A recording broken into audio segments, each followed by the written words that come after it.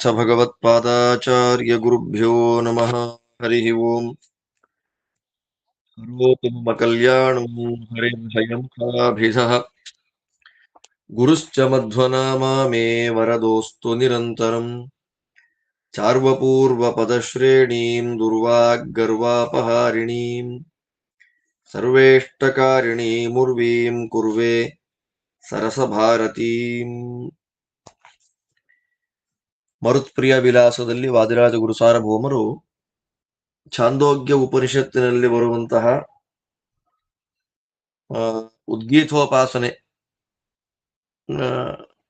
ಘ್ರಾಣಾಭಿಮಾನಿ, ವಾಗಭಿಮಾನಿ, ಚಕ್ಷುರಭಿಮಾನಿ, ಶ್ರೋತ್ರಾಭಿಮಾನಿ ಮತ್ತು ಮನೋಭಿಮಾನಿ, ಈ 5 ದೇವತೆಗಳಲ್ಲಿ ಉದ್ಗೀತ ನಾಮಕನಾದ ಭಗವಂತನನ್ನು ಉಪಾಸನೆ ಮಾಡಲಿಕ್ಕೆ ಅಂತ ಹೊರಟಾಗ ಆ ಎಲ್ಲ ಅಸುರರುಗಳು ಬಂದು ಆ 5 ಪ್ರತಿಮೆಗಳನ್ನ ದೋಷದುಷ್ಟವನ್ನಾಗಿ ಮಾಡಿಬಿಟ್ರು, ದೋಷಿಯನ್ನಾಗಿ ಮಾಡಿಬಿಟ್ರು. ಯಾಕೆ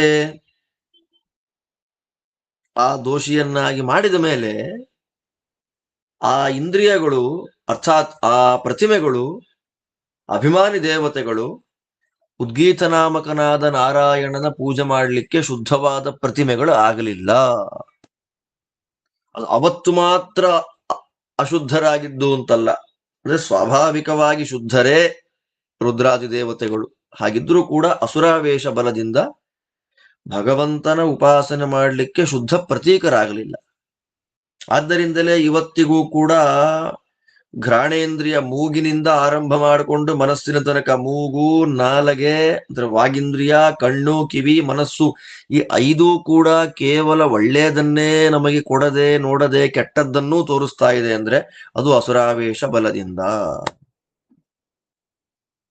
ಆದ್ದರಿಂದ ದೋಷಾನೇತಾನ್ ಸದೃಷ್ಟಾಂತಾನ್ ಸ್ಪಷ್ಟೀ ಚಕ್ರೆ ಯತಶ್ರುತಿ ಅತಃ ಪೂಜಾ ನರ್ಹತೈಷಾಂ ಸರ್ವೇಷಾಂ ಸಮ್ಮತಾ ಭವತ್.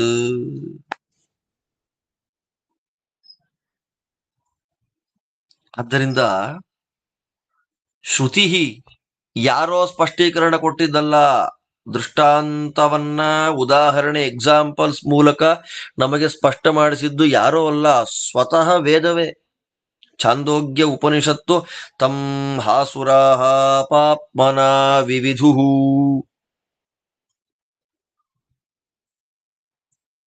ಪಾಪ್ಮನಾ ಹ್ಯೇಷ ವಿದ್ಧಃ.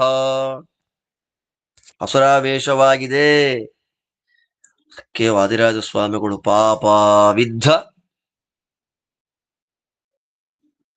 ದೋಷಪೂಗಾ ವಿದ್ಧ ಶ್ರೀ ವಿಷ್ಣು ಭಕ್ತ್ಯಾದ್ಯನಂತ ಕಂಟಿನ್ಯೂ ಮಾಡ್ತಾರೆ ಮುಂದಕ್ಕೆ. ಪ್ರಾತಃ ಸಂಕಲ್ಪ ಪಾಪ ವಿದ್ಧ ನೋಡಿ, ಪಾಪ ಅವಿದ್ಧ, ಅಸುರ್ ವಿದ್ಧ ಅಂದ್ರೆ ವೇದ ಸ್ಪರ್ಶ, ಅಸುರರ ಸಂಸ್ಪರ್ಶ, ಅಸುರ ಸಂಪರ್ಕ, ಅಸುರ ಆವೇಶ ಎಲ್ಲ ದೇವತೆಗಳಿಗಾಗಿದೆ. ಇಲ್ಲಿ ಉದಾಹರಣೆ ಕೊಟ್ಟ 5 ದೇವತೆಗಳಿಗೆ ಅಸುರಾವೇಶ ಅಂತನ್ನೋದಾಗಿಬಿಟ್ಟಿದೆ. ಮುಖ್ಯ ಪ್ರಾಣದೇವರಿಗಿಲ್ಲ ಅಂದ್ರೆ ಮುಖ್ಯ ಪ್ರಾಣದೇವರ ಬಗ್ಗೆ ಏನು ಬಂದಿಲ್ಲ. ವೇದವೇ ಅತ್ಯಂತ ಸ್ಪಷ್ಟವಾಗಿ ಈ ದೇವತೆಗಳು ದೋಷಿಗಳು,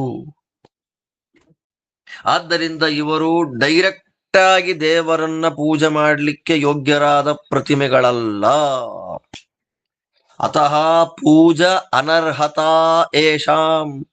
ನಾವೀಗ ಎಕ್ಸಾಂಪಲ್ ಕೊಟ್ಟ ಈ ಘ್ರಾಣೇಂದ್ರಿಯ ದೇವತೆ, ಕಣ್ಣಿನ ದೇವತೆ, ಕಿವಿಯ ದೇವತೆ, ಮಾತಿನ ದೇವತೆ, ಮನಸ್ಸಿನ ದೇವತೆ, ಈ 5 ದೇವತೆಗಳು, ಅದು ಅಶ್ವಿನಿಗಳು, ನಾಸಿಕ್ಯವಾಯು, ಸೂರ್ಯ, ಚಂದ್ರ, ಅಗ್ನಿ, ರುದ್ರದೇವರು, ಈ 5 ಜನ ಸಾಕ್ಷಾತ್ತಾಗಿ ನೇರವಾಗಿ ದೇವರ ಪೂಜೆಗೆ ಮುಖ್ಯ ಪ್ರತಿಮಾ ಅಂತ ಆಗೋದಿಲ್ಲ. ಇದು ಸರ್ವೇಷಾಂ ಸಮ್ಮತ ಭವತು. ಇದು ಪ್ರತಿಯೊಬ್ಬರಿಗೂ ಸಮ್ಮತವಾದ ವಿಷಯ, ಎಲ್ಲರೂ ಒಪ್ಪಲೇಬೇಕಾದ ವಿಷಯ. ಯಾಕೆ? ಬೇರೆ ಯಾರು ಹೇಳಿದ್ದಲ್ಲ, ಉಪನಿಷತ್ತೇ ಸ್ಪಷ್ಟವಾಗಿ ಹೇಳ್ತಾರೆ.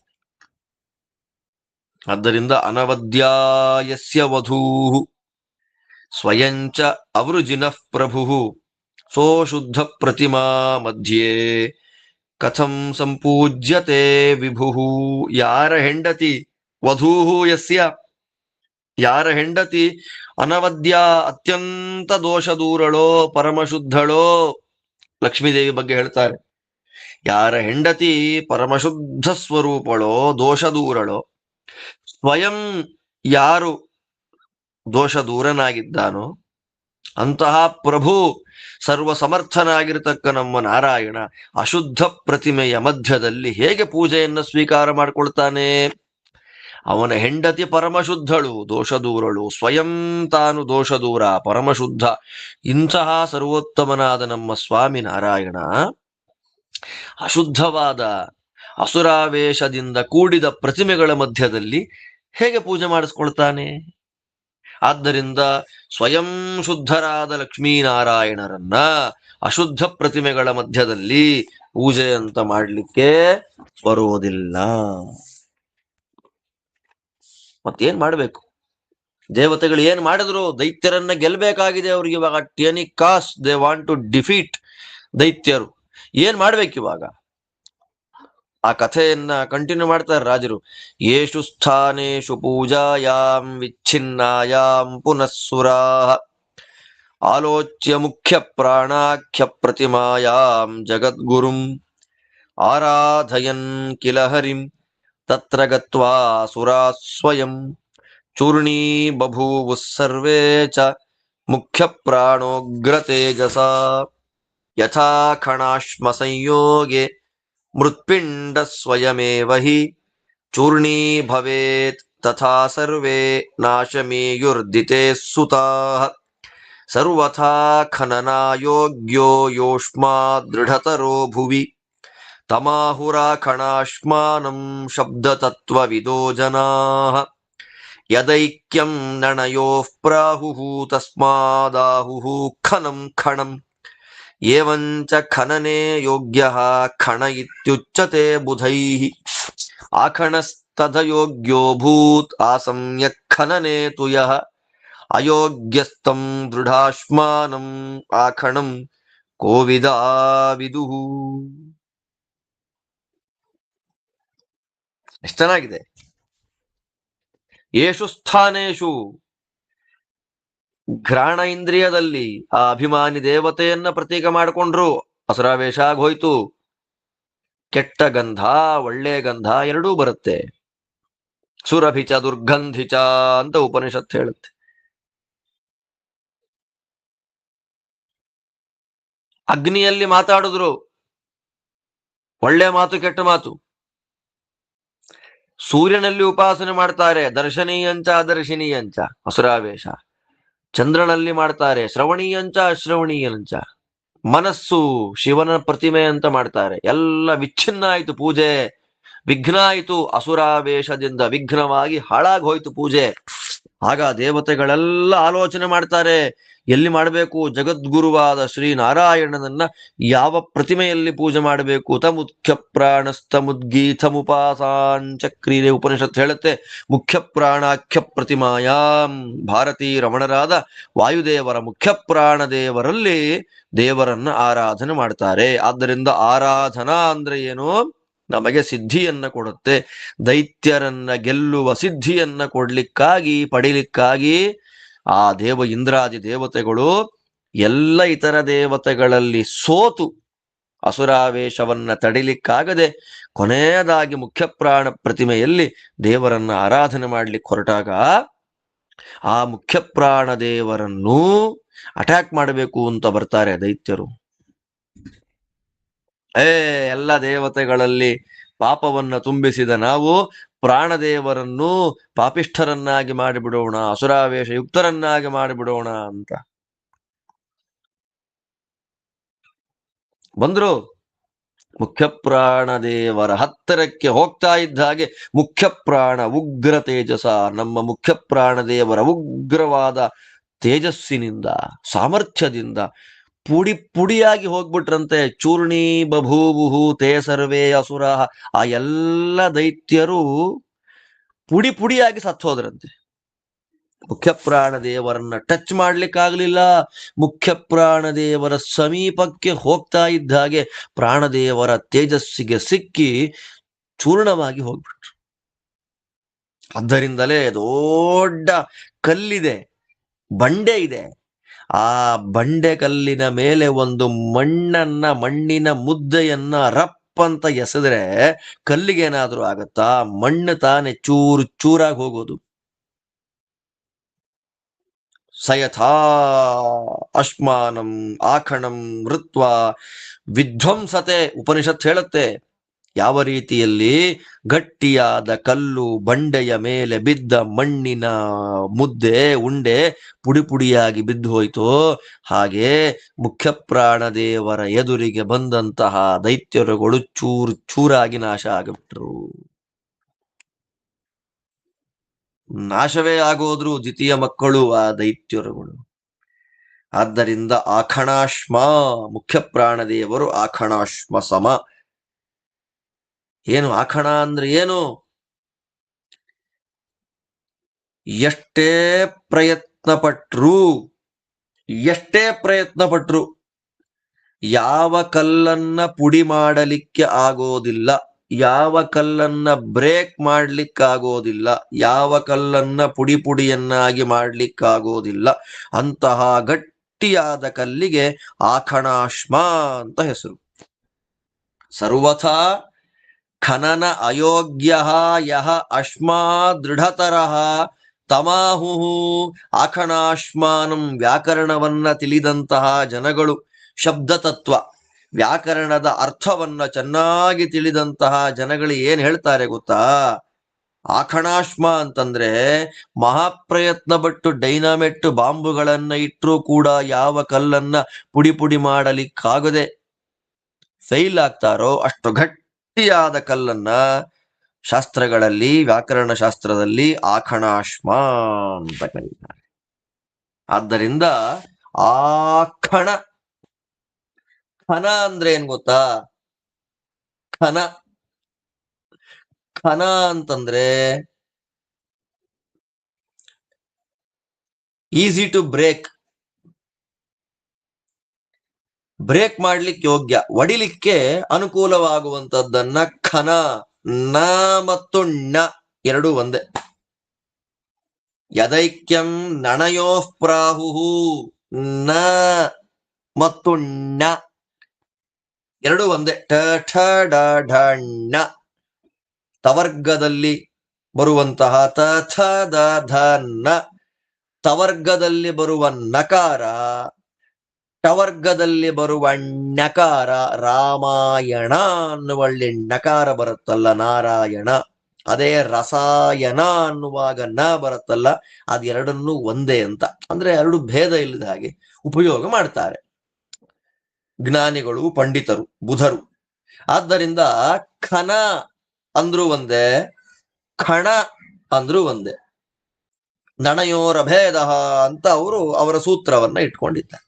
ನ ಮತ್ತು ಣ ಎರಡು ಅಭೇದ. ನ ಅಂತ ಹೇಳುವಲ್ಲಿ ಬೇಕಾದ್ರೆ ಣ ಅಂತ ಅನ್ಬೋದು, ಣ ಅಂತ ಹೇಳಬೇಕಾದ್ರೆ ನ ಅಂತ ನಕಾರವನ್ನ ಪ್ರಯೋಗ ಮಾಡಬಹುದು, ಏನ್ ತಪ್ಪೇನಿಲ್ಲ ಅಂತ ವ್ಯಾಕರಣದಲ್ಲಿ ಬಂದಂತಹ ನಿಯಮ. ಆದ್ದರಿಂದ ಖನನ ಯೋಗ್ಯ, ಸೀಳೋದಕ್ಕೆ, ಒಡೆಯೋದಕ್ಕೆ, ಮುರಿಯೋದಕ್ಕೆ ಯೋಗ್ಯವಾದದ್ದು. ಖನ ಖಣ ಎರಡು ಒಂದೇ. ಆದ್ರೆ ದೊಡ್ಡ ಗಟ್ಟಿಯಾದ ಕಲ್ಲು, ಇವಾಗಿನ್ನು ಹೇಳಿದ್ವಲ್ಲ, ಬ್ರೇಕ್ ಮಾಡ್ಲಿಕ್ಕಾಗೋದೇ ಇಲ್ಲ, ಮುರಿಲಿಕ್ಕೆ ಸಾಧ್ಯವೇ ಇಲ್ಲದ ಕಲ್ಲು ಅಖಣ. ಆಖಣ ಎಷ್ಟೇ ಪ್ರಯತ್ನ ಪಟ್ಟರೂ ಕೂಡ ಆಖಣ ನಾಶ ಮಾಡ್ಲಿಕ್ಕೆ ಸಾಧ್ಯವೇ ಇಲ್ಲ. ಎಷ್ಟೇ ಪ್ರಯತ್ನ ಪಡ್ರಿ, ಅವಾಗ ಹೇಳಿದ್ನಲ್ಲ, ಡೈನಮಿಟ್ ಇಡ್ರಿ, ಬಾಂಬ್ ಇಡ್ರಿ, ಏನೇ ಮಾಡಿದ್ರು ಕೂಡ ನಾಶ ಮಾಡಲಿಕ್ಕೆ ಆಗೋದೇ ಇಲ್ಲ. ಆ ಕಲ್ಲನ್ನ ಆಖಣ ಅಂತ ಕರೀತಾರೆ. ಆಖಣಾಶ್ಮ, ನಾಶ ಮಾಡಲಿಕ್ಕೆ ಸಾಧ್ಯವೇ ಇಲ್ಲದ ಕಲ್ಲು ಆಖಣಾಶ್ಮ. ಎಷ್ಟೇ ಪ್ರಯತ್ನ ಪಟ್ರು ಮುರಿಲಿಕ್ಕೆ, ಹರಿಲಿಕ್ಕೆ, ಒಡಿಲಿಕ್ಕೆ, ಪುಡಿ ಪುಡಿ ಮಾಡಲಿಕ್ಕೆ ಸಾಧ್ಯವೇ ಇಲ್ಲದ ಕಲ್ಲಿಗೆ ಏನ್ ಹೆಸರು? ಆಖಣಾಶ್ಮ. ನೋಡಿ, ಮುಖ್ಯ ಪ್ರಾಣದೇವರನ್ನ ಅಖಣಾಶ್ಮ ಸಮ ಅಂತೀವಲ್ಲ, ಅದರ ಅರ್ಥ ಎಷ್ಟು ಪ್ರೌಡ್ ಫೀಲ್ ಆಗುತ್ತೆ ನಮಗೆ, ಎಂಥ ಗುರುಗಳ ಶಿಷ್ಯರು ನಾವು. ಇತಿ ಛಂದೋ ಗಾಯಕಾನಾಂ ಮಹೋಪನಿಷದೇ ವಹಿ ಯದ್ವಾಯೋರಿತರೇ ದೇವಾಃ ಪೂರ್ವದೇವೈರ್ವಶೀಕೃತಾಃ ತಚ್ಛುಕ್ಲತಾ ಕಥಂ ತೇಷಾಂ ದೋಷಾವಿಷ್ಟಧಿಯಾಂ ವದ ಅವಮಂ ದೇವಮಾರಭ್ಯ ಕ್ರಮೇಣೈವೋತ್ತರೋತ್ತರಾನ್ ದೇವಾನ್ ಪ್ರದರ್ಶ್ಯ ಉಪನಿಷತ್ ಪೂರ್ವದೇವವಶೀಕೃತಾನ್ ಅಂತೇಂತರಾಯರಹಿತಂ ಪ್ರಾಣಂ ಚಕ್ರೇ ಗುಣಾಧಿಕಂ. ಈ ಪ್ರಕಾರವಾಗಿ ಛಂದೋಗಾಯಕಾನಾಂ ಮಹೋಪನಿಷದಿ, ಸಾಮಗಾನವನ್ನ ಮಾಡುವ ಸಾಮವೇದಿಗಳ ದೊಡ್ಡ ಉಪನಿಷತ್ತು ಅಂತ ಪ್ರಸಿದ್ಧವಾದಂತಹ ಛಾಂದೋಗ್ಯೋಪನಿಷತ್ತು. ತಲವಕಾರವು ಛಾಂದೋಗ್ಯ, ಇದಕ್ಕೆ ಸಾಮಗಾನಕ್ಕೆ ಸಾಮವೇದಕ್ಕೆ ಸಂಬಂಧಪಟ್ಟ ಉಪನಿಷತ್ತೆ. ಆದ್ರೆ ಚಿಕ್ಕ ಉಪನಿಷತ್ತದು, ಮಹೋಪನಿಷತ್ತು, ಸಾಮವೇದದ ಒಂದು ಅನುಷ್ಠಾನ ಮಾಡುವಂತಹ ಸಾಮವೇದಿಗಳಿಗೆ ಸಂಬಂಧಪಟ್ಟ ಉಪನಿಷತ್ತಿನಲ್ಲೇ ತುಂಬಾ ದೊಡ್ಡ ಉಪನಿಷತ್ತು ಅಂದ್ರೆ ಛಾಂದೋಗ್ಯ ಉಪನಿಷತ್ತು. ಆ ಛಾಂದೋಗ್ಯ ಉಪನಿಷತ್ತು ಸ್ಪಷ್ಟವಾಗಿ ಹೇಳ್ತಾ ಇದೆ ಏನಂತ, ಮುಖ್ಯ ಪ್ರಾಣ ದೇವರನ್ನ ಬಿಟ್ಟು ಇತರ ಎಲ್ಲ ದೇವತೆಗಳನ್ನು ಕೂಡ ದೈತ್ಯರು ತಮ್ಮ ವಶದಲ್ಲಿ ಇಟ್ಕೊಂಡ್ಬಿಟ್ರು, ಅಸುರಾವೇಶ ಆಗೋಯ್ತವರಿಗೆ.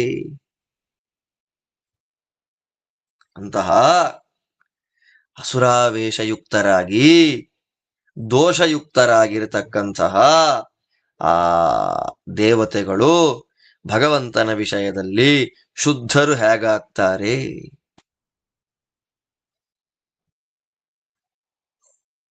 ಅವರ ಮನಸ್ಸನ್ನ, ಅವರ ಬುದ್ಧಿಯನ್ನ, ಅಂತಃಕರಣವನ್ನ ದೈತ್ಯರು ಆಕ್ರಮಣ ಮಾಡಿ ಹಿಡ್ಕೊಂಡ್ಬಿಟ್ಟಿದ್ದಾರೆ ಆ ದೇವತೆಗಳದ್ದು.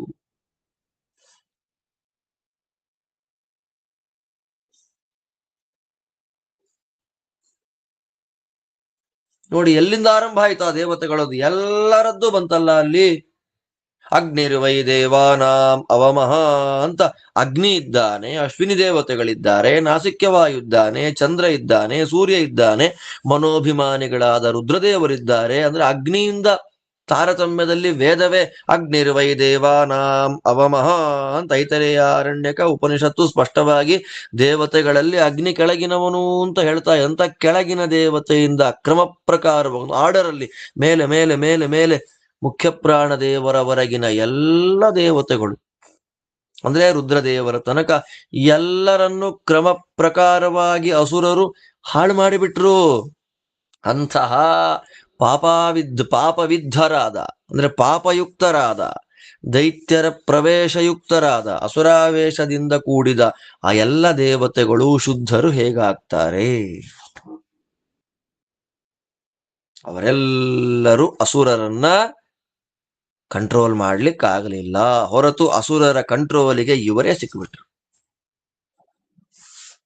ದೇವರ ಪೂಜೆಯನ್ನ ಆ ಪ್ರತಿಮೆಗಳಲ್ಲಿ ಮಾಡ್ಲಿಕ್ಕಾಗಲಿಲ್ಲ. ಅದನ್ನ ಹೇಳಿದ ಉಪನಿಷತ್ತು ಕೊನೆಗೆ ಮುಖ್ಯ ಪ್ರಾಣ ದೇವರು ಅಂತರಾಯ ರಹಿತರು. ಅಂತರಾಯ ಅಂದ್ರೆ ವಿಘ್ನರಹಿತವಾಗಿ ನಾವು ದೇವರನ್ನ ಪೂಜೆ ಮಾಡಬೇಕು ಅಂದ್ರೆ ಎಲ್ಲಿ ಪೂಜೆ ಮಾಡಬೇಕು? ಮುಖ್ಯ ಪ್ರಾಣ ದೇವರ ಪ್ರತಿಮೆಯಲ್ಲಿ ಪೂಜೆ ಮಾಡಬೇಕು. ಅಂದ್ರೆ ದೇವರ ಪೂಜೆಯನ್ನ ಮಾಡ್ಲಿಕ್ಕೆ ಪರಮ ಮುಖ್ಯ ಪ್ರತೀಕ ಅಂದ್ರೆ ವಾಯು. ಅದಕ್ಕೆ ಅಲ್ವಾ ಬಡ್ಕೊಳ್ಳೋದು ನಾವು ಬೆಳಗ್ಗೆ ಹೊತ್ತು, ಭಾರತೀ ರಮಣ ಮುಖ್ಯ ಪ್ರಾಣ ಅಂತರ್ಗತ ಲಕ್ಷ್ಮೀನಾರಾಯಣ ಪ್ರೇರಣೆಯ ಪ್ರೀತ್ಯರ್ಥಂ. ಯಾಕೆ ಹೇಳ್ಬೇಕು 100 ಸಲ? ಪ್ರಾಣದೇವರಲ್ಲದ ಇತರ ದೇವತೆಗಳ ಪ್ರತೀಕದಲ್ಲಿ ದೇವರ ಸ್ಮರಣೆಯನ್ನ ಮಾಡ್ಲಿಕ್ಕೆ ಹೋದ್ರೆ, ಪ್ರಯತ್ನ ಪಟ್ರೆ ಅಸುರರು ಬಂದು ಕುಟ್ಟಿ ಪುಡಿ ಮಾಡಿಬಿಡ್ತಾರೆ ನಮ್ಮನ್ನ. ದೇವತೆಗಳನ್ನೇ ಬಿಡ್ಲಿಲ್ಲ, ನಾವ್ಯಾವ ಲೆಕ್ಕ? ಆದ್ದರಿಂದ ಇದರಿಂದ ಏನ್ ಗೊತ್ತಾಗ್ತಾ ಇದೆ? ಯಾವ ವಿಘ್ನವೂ ಇಲ್ಲ ಮುಖ್ಯ ಪ್ರಾಣ ದೇವರಿಗೆ. ಅಷ್ಟು ಮಾತ್ರ ಅಲ್ಲ, ಆ ಮುಖ್ಯ ಪ್ರಾಣ ದೇವರು ಎನ್ನುವ ಪ್ರತಿಮೆಯಲ್ಲಿ ದೇವರ ಪೂಜೆಯನ್ನ ಶುರು ಮಾಡಿದ ದೇವತೆಗಳಿಗೂ ವಿಘ್ನ ಬರಲಿಲ್ಲ. ಸ್ವಯಂ ವಿಘ್ನರಹಿತ, ಪೂಜೆಯನ್ನ ಮಾಡುವವರೆಗೂ ವಿಘ್ನವನ್ನ ಕೊಡದೇ ಇರತಕ್ಕಂತಹ ಮುಖ್ಯ ಪ್ರಾಣ ದೇವರು ಸರ್ವ ದೇವೋತ್ತಮರು, ಸಕಲ ಜೀವೋತ್ತಮರು ಅನ್ನೋದನ್ನ ವೇದವೇ ಸ್ಪಷ್ಟವಾಗಿ ಹೇಳಿದಾಗಾಯ್ತಲ್ವ ಇಲ್ಲಿ. ಆದ್ದರಿಂದ ಅವರೆಲ್ಲರಿಗೂ ಅಸುರಾವೇಶ ಆಗಿದೆ. ಆದ್ದರಿಂದ ಅವರು ಶುಕ್ಲರಲ್ಲ. ಶುಕ್ಲ ಮೀನ್ಸ್ ಶುದ್ಧರಲ್ಲ. ಅಸುರಾವೇಶ ರಹಿತ ವಾಯೋರೇವ ಹಿ ಶುಕ್ಲತಾ ಉಚಿತಾತೋ ಮುಖ್ಯವಾಯು ಅಖಣಾಶ್ಮ ಸಮಃ ಕಿಲ. ಎಂಥ ಎಲ್ಲ ಎಷ್ಟು ರೋಮಾಂಚನ ಆಗುತ್ತೆ ಗೊತ್ತಾ ಈ ವಾಕ್ಯಗಳನ್ನು ನೋಡ್ಬೇಕಾದ್ರೆ. ಎಷ್ಟು ಆನಂದ ಆಗುತ್ತೆ. ಎಂಥ ವಾಯುದೇವರಲ್ಲಿ ವಾಯುಸ್ತು ತಿಳ್ಕೊಂಡು ಅಭಿಷೇಕ ಮಾಡ್ತೀವಿ ನಾವು. ಮಧ್ವವಿಜಯ ನಿತ್ಯ ಪಾರಾಯಣ ಮಾಡ್ತೀವಿ. ಎಂಥ ವಾಯುದೇವರ ಪ್ರತಿಮೆಗೆ ತೀರ್ಥ ಕೊಡ್ತೇವೆ. ಎಂಥ ವಾಯುದೇವರವರು.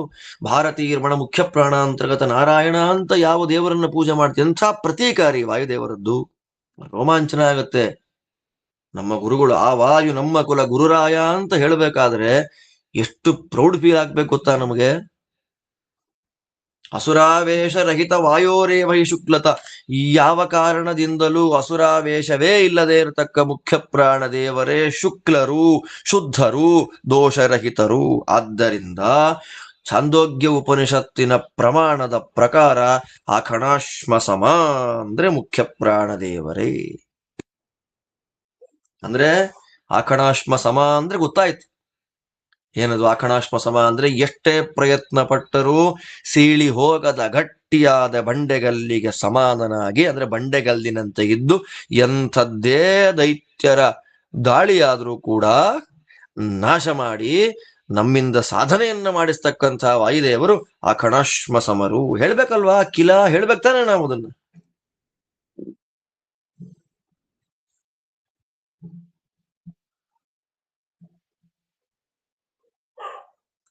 ಯನ್ಮುಖ್ಯವಾಯು ಪ್ರತಿಮಾ ಪೂಜಾ ವಿಚ್ಛೇದಕಾಸುರಾನ್ ಚೂರ್ಣೀಕರೋತಿ ತೇನಾಸೌ ಅಚ್ಛಿನ್ನ ಅರ್ಹಣೋಚಿತ. ಆದ್ದರಿಂದ ಯಾವ ಮುಖ್ಯ ಪ್ರಾಣ ದೇವರು ಗಟ್ಟಿಯಾದ ಪ್ರತಿಮೆಯದು ದೇವರ ಪೂಜೆಯನ್ನು ಮಾಡಲಿಕ್ಕೆ, ಅನುಸಂಧಾನ ಮಾಡಲಿಕ್ಕೆ, ಅಂತಹ ಮುಖ್ಯ ಪ್ರಾಣ ದೇವರ ಪ್ರತಿಮೆ ಇದೆ ಅಲ್ಲ, ಪ್ರಾಣದೇವರಿದ್ದಾರಲ್ಲ, ದೇವರ ಪೂಜೆಗೆ ವಿಘ್ನ ತಂದು ಕೊಡುವಂತಹ, ವಿಚ್ಛೇದ ಮಾಡುವಂತಹ ದೈತ್ಯರನ್ನ ಪುಡಿ ಪುಡಿ ಮಾಡ್ತಾರೆ. ಆದ್ದರಿಂದ ಅಚ್ಛಿನ್ನ ಅರ್ಹಣೋಚಿತ, ಅಚ್ಛಿನ್ನವಾಗಿ ಅಂದ್ರೆ ವಿಘ್ನವೇ ಇಲ್ಲದ ಹಾಗೆ ನಿರ್ವಿಘ್ನವಾಗಿ ನಾವು ದೇವರ ಪೂಜೆಯನ್ನ ಮಾಡಲಿಕ್ಕೆ ಯೋಗ್ಯವಾದ ಪ್ರತಿಮಾ ವಾಯುದೇವರು ಅನ್ನೋದನ್ನ ತಿಳಿದಂತಹ ಇತಿಮತ್ವಾ ತತ್ವವಿದೋ ಮಧ್ವಸ್ಯ ಸ್ವೋಪಕಾರಿಣಃ ವಾಯೋಸ್ತೃತೀಯ ರೂಪಸ್ಯ ಹೃದ್ಯರ್ಚಾಂಕುರುವತೆ ಹರೇಹೇ. ಆದ್ದರಿಂದ ತತ್ವಜ್ಞಾನಿಗಳು ಉಪನಿಷತ್ತಿನ ಈ ಛಾಂದೋಗ್ಯೋಪನಿಷತ್ತಿನ ಈ ತತ್ವವನ್ನ ತಿಳಿದಿರತಕ್ಕಂತಹ ಜ್ಞಾನಿಗಳು ಇಂದಿಗೂ ಕೂಡ ತಮಗೆ ವಿಶೇಷ ಉಪಕಾರ ಮಾಡಿದ, ಅಂದ್ರೆ ಭಗವಂತನ ತತ್ವಜ್ಞಾನವನ್ನು ಯಥಾರ್ಥವಾಗಿ ತಿಳಿಸಿಕೊಟ್ಟ ದೇವರ ಪೂಜೆಗೆ ಶುದ್ಧವಾದ ನಿರ್ವಿಘ್ನವಾದ ಪ್ರತಿಮೆ ಆದಂತಹ ವಾಯುದೇವರ ಮೂರನೇ ಅವತಾರಭೂತರಾದಂತಹ ಮಧ್ವಾಚಾರ್ಯರ ಹೃದಯ ಕಮಲದಲ್ಲಿ ದೇವರನ್ನ ಅನುಸಂಧಾನ ಮಾಡ್ತಾರಲ್ವಾ. ಅಸ್ಮದಾದಿಗುರುಣಾಂ ಶ್ರೀಮದಾನಂದ ತೀರ್ಥ ಶ್ರೀಮಚ್ಚರಣಾನಾಂ ಅಂತರ್ಯಾಮಿನ್. ರಾಯರು ಹೇಳ್ತಾರಲ್ಲ ಅದನ್ನ. ಶ್ರೀಮಧ್ವಾಚಾರ್ಯಾಣ ಹೃತ್ಕಮಲ ಮಧ್ಯ ನಿವಾಸಿ ವಾಸುದೇವ ಸಂಕರ್ಷಣ ಪ್ರದ್ಯುಮ್ನ ನಿರುದ್ಧ ಚತುರ್ಮೂರ್ತ್ಯಾದ್ಯನಂತಾವತಾರಾತ್ಮಕ ಶ್ರೀ ಮಾಂಗಲ್ಯ ಮೂರ್ತಿ ಶ್ರೀ ಗೋಪಾಲಕೃಷ್ಣ ಪ್ರೇರಣೆಯ ಪ್ರೀತ್ಯರ್ಥಂ. ಇವತ್ತು ನಾವು ಹಾಗೆ ಹೇಳೋದು, ಶ್ರೀಮನ್ಮಧ್ವಾಚಾರ್ಯಾಣ ಹೃತ್ಕಮಲ ಮಧ್ಯ ನಿವಾಸಿ. ಇವತ್ತು ಹಾಗೆ ಉಪಾಸನೆ ಮಾಡೋದು ನಾವು. ಭಾರತೀ ರಮಣ ಮುಖ್ಯ ಪ್ರಾಣಾತ್ಮಕ ಶ್ರೀಮನ್ಮಧ್ವಾಚಾರ್ಯಾಣ ಹೃತ್ಕಮಲ ಮಧ್ಯ ನಿವಾಸಿ. ಯಾಕೆ ಹೇಳೋದು? ಸ್ವೋಪಕಾರಿಣ, ನಮಗೆಷ್ಟು ಉಪಕಾರ ಮಾಡಿದ್ದಾರೆ.